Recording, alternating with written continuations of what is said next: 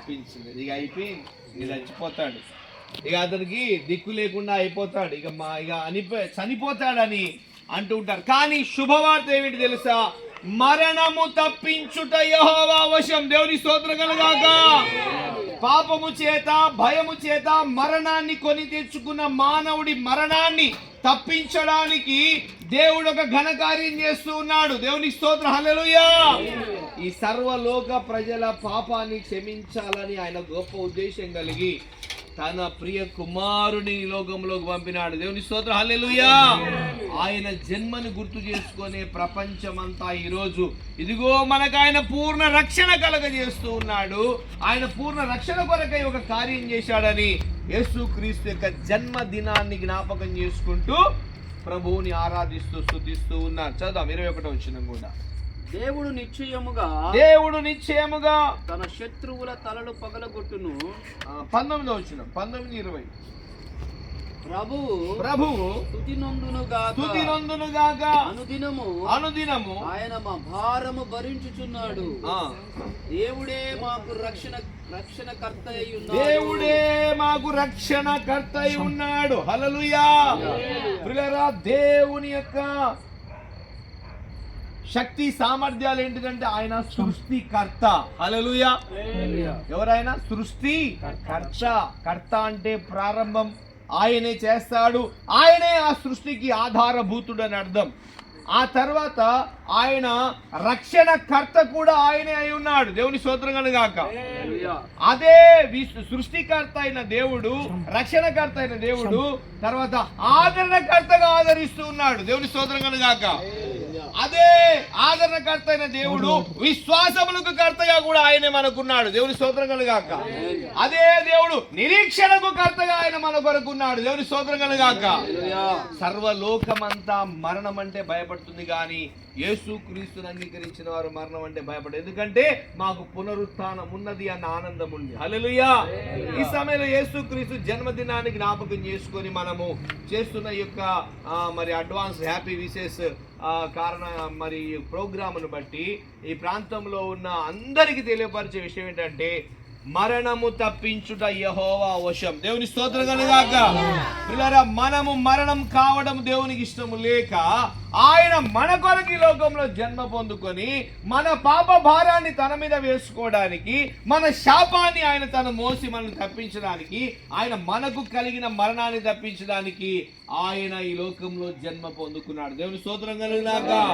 ఆయన ఈ లోకంలో జన్మించినాడు, మన రూపంలో ఆయన జన్మించి మన మరణాన్ని తప్పించడానికి ఆయన ఈ లోకంలో జన్మించినాడు. ఇది శుభవార్తను వివరిస్తున్నాం. ఆయన యేసు ప్రభు వారిని ఎప్పుడైతే విశ్వసిస్తామో మన పాపాలని క్షమించబడతాయి. దేవుని స్తోత్రం కలుగాక.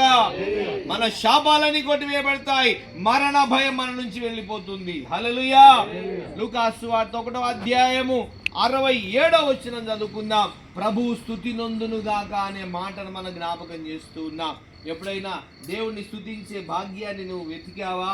సృష్టికర్త అయిన ఆ దేవుణ్ణి స్తుతించే భాగ్యం ఎంతో ఆశీర్వాదకరమైనది, అదెంతో విలువైనది. దేవుడిని స్తుతించడము ఆశీర్వాదం. ఈరోజు యేసు ప్రభుని అంగీకరించి మేమంతా దేవుడిని స్తుతిస్తూ ఉన్నాం. హల్లెలూయా. చూద్దాం. ఆ దూత లోపలికి వచ్చి ఆమెను చూచి, దయాప్రాప్తురాలా, నీకు శుభము, ప్రభువు నీకు తోడై ఉన్నాడని చెప్పెను. ఆమె ఆ మాటకు బహుగా తొందరపడి ఈ శుభవచనం ఏమిటో అని ఆలోచించుకొనుచుండగా దూత, మరియా, భయపడకుము, దేవుని వలన కృప పొందితివి. ఇదిగో నీవు గర్భము ధరించి కుమారుని కని ఆయనకు యేసు అను పేరు పెట్టుదువు. ఆయన గొప్పవాడై సర్వోన్నతుని కుమారుడు అనబడును. హల్లెలూయా. ప్రియులారా, యేసు అనే మాటకు అర్థం ఏంటంటే రక్షకుడు. దేవుని స్తోత్రం కలుగాక. రక్షకుడు ఉదయించినాడు. ఇదిగో ఆ రక్షకుడు ఎక్కడ ఉదయిస్తాడు? సర్వలోకానికి రక్షణ ఎప్పుడు కలుగుతుందని మనం కాదు, మనకంటే తెలివి కలిగిన వారు, మనకంటే జ్ఞానవంతులు, మేధావులు వెతుకుతూ ఉన్నారు, జ్ఞానులు వెతుకుతూ ఉన్నారు. ఈ లోకానికి రక్షణ ఎప్పుడు కలుగుతుంది అని. ఆ రక్షకుడు పుట్టిన వేళనే ఈ యొక్క క్రిస్మస్ సంబరం. దేవుని స్తోత్రం కలుగాక. హల్లెలూయా. యేసు అనగా రక్షకుడు అనే మాట మనం చూస్తూ ఉన్నాం. 68వ వచనం చదువుకుందాం. ప్రభు అయిన ఇజ్రాయేలు దేవుడు స్తుతింపబడును గాక. ఆయన తన ప్రజలకు దర్శనమిచ్చి ప్రియులారా, దేవుడు దర్శించి, దేవుడి లోకంలో ఉన్న ప్రజలను దర్శించి విమోచన ఇస్తున్నానని జ్ఞాపకం చేసినాడు. హల్లెలూయా. అట్టి శుభవేళనే యేసు జన్మ యొక్క సంబరాలు. దేవుని స్తోత్రం కలుగాక. తర్వాత చదువుకుందాం. తన సేవకుడైన దావీదు వంశమునందు మన కొరకు రక్షణ శృంగమును అనగా మన శత్రువుల నుండి మనలను ద్వేషించు వారందరి చేతి నుండి తప్పించి రక్షణ కలుగజేసెను. హల్లెలూయా. దేవుడు నీ ద్వారా స్తుతింపబడాలని ఆయన నిన్ను రక్షించుకున్నాడు. హల్లెలూయా. దేవుడిని స్తుతించాలంటే మొట్టమొదట మన పాపం క్షమింపబడి ఉండాలి. హల్లెలూయా. లేకపోతే దేవుడి దగ్గర ఎవరు నిలబడి స్తుతించి ఆరాధించలేరు. హల్లెలూయా. దేవుడు రక్షకుడైన యేసు ఈ లోకంలో పుట్టి మనందరికీ రక్షణ కలుగజేసినాడు. అలాగే మనం చూసుకుంటూ వెళితే 2వ అధ్యాయం 11 మనకు తెలుసు, దావీదు పట్టణమందు నేడు రక్షకుడు మీ కొరకు పుట్టి ఉన్నాడు, ఈయన ప్రభు అయిన క్రీస్తు. దేవుని స్తోత్రం కలుగాక. ఈ రక్షకుని ఆనందం ఎప్పుడు వస్తుందంటే ప్రభు అయిన యేసుని విశ్వసించి ఆ రక్షకుని అంగీకరించినప్పుడు ప్రతి హృదయంలో రక్షణ ఆనందము కలుగుతుంది. ఇదేదో 10 సంవత్సరాల క్రితం 20 సంవత్సరాల క్రితం స్టార్ట్ చేసినటువంటి ఆచారం కాదు, ఇది ఒక ఆరాధన కాదు. సృష్టి ప్రారంభము నుంచి దేవుని ఎలా ఆరాధించాలో ప్రజలు వెతుకుతా ఉన్నారు. హల్లెలూయా. ఆ రక్షణ గురించి ఎదురు చూస్తున్నారు. అయితే 2025 సంవత్సరాల క్రితమే లోక రక్షకుడు ఈ లోకంలో పుట్టినాడు. హల్లెలూయా. లోక రక్షకుడు మరియ గర్భం ద్వారా ఈ లోకంలో జన్మ పొంది ఆయన మనందరి పాపాన్ని క్షమించడానికి ఆయన జన్మ పొందాడు. కాబట్టి ఈ సమయంలో వాక్యం వింటున్నా మీరందరూ ప్రభుని యేసు క్రీస్తును రక్షకుడిగా అంగీకరిస్తే పాపము క్షమాపణ జరిగి ఆ మహా ఆనందము కలుగుతుంది. దేవుని స్తోత్రం కలుగాక. మహా ఆనందము కలుగుతుందని చక్కగా దేవుని యొక్క వాక్యములో చాలా వివరించి రాయబడున్నాయి. సంతోషం, ఉల్లాసం, ఆనందం, రక్షణ ఆనందము మనకు కలుగుతుంది. కనుక ఎవరైనా ఈ క్రిస్మస్ సందర్భముగా ప్రభుని యేసు క్రీస్తు రక్షకుడు అంగీకరించాలంటే మీ హృదయం మీద మరి చేయి పెట్టుకొని మరి సేవకులు ప్రార్థన చేస్తారు. రక్షక మా అమ్ముని కూడా రక్షించిన ఆయన అని మీరు దేవుని మరి వేడుకుంటే ఆ రక్షణ మీకు కూడా దేవుడు దయచేస్తాడు. మాలాగా మీరు కూడా మహా ఆనందాన్ని పొందుకొని ప్రభు సన్నిధిలో సంతోషిస్తారు. మరి ముఖ్యంగా ప్రభువును స్తుతించే భాగ్యం దొరుకుతుంది. దేవుని స్తోత్రం కలుగాక. దేవుడి కొద్ది మాటలు దీవించును గాక.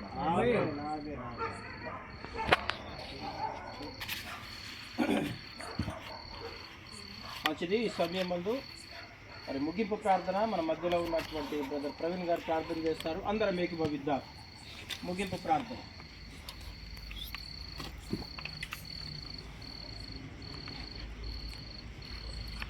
సర్వోన్నతుడా, సర్వాధికారి, సర్వలోక తేజోమయుడా, అగ్నిస్వరూపుడు అయిన తండ్రి, నీకు వందనములు, స్తుతులు, స్తోత్రాలు నాయన.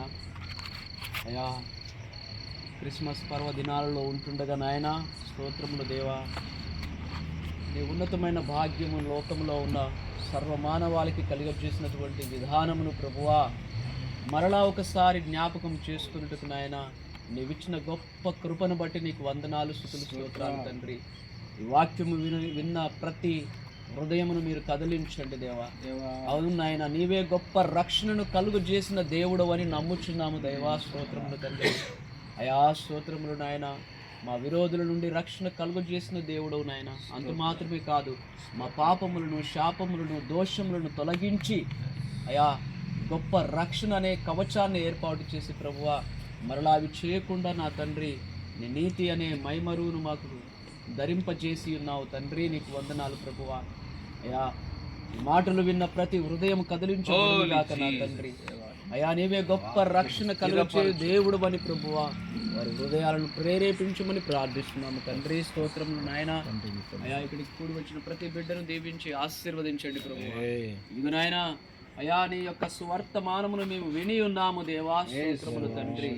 అయా నీ గొప్ప శక్తి చేత మమ్మల్ని నింపి పంపమంటూ ప్రార్థిస్తున్నాం నాయన. ఇదిగో ఈ గృహమును దీవించి ఆశీర్వదించండి ప్రభువా. నీ కృపలో నాయన స్తోత్రములు తండ్రి. ఆశీర్వాదమునకు అడ్డుగా ఉన్న ప్రతి ఆటంకమును యేసు నామములో ఆమేన్, ఆమేన్, ఆమేన్, ఆమేన్. దేవా, జీసస్. తండ్రి. గొప్ప ఆలోచనలు దయచేయండి ప్రభు. నీ కృప తోడుగా ఉంచండి స్వామి. యేసయ్యా నీకే వందనాలు, స్తుతులు, స్తోత్రములు దేవా. ఆకాశపు ప్రణయ ద్వారములను విప్పిన ప్రభువా, పటుజాలని దీవెనలను కృమ్మరించమని ప్రార్థన.